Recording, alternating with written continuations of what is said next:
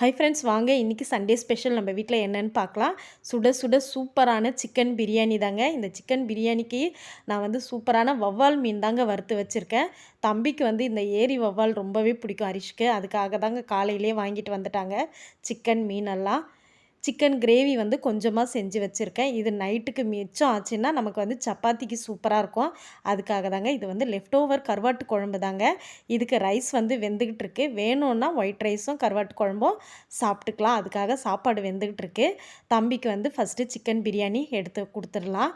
ஒரே ஒரு முட்டை தான் இருந்தது ஃப்ரிட்ஜில். அதை வந்து தம்பிக்கு உப்பு மிளகாத்தூள் போட்டு உடச்சி ஊற்றி கொடுத்துருக்கேன்.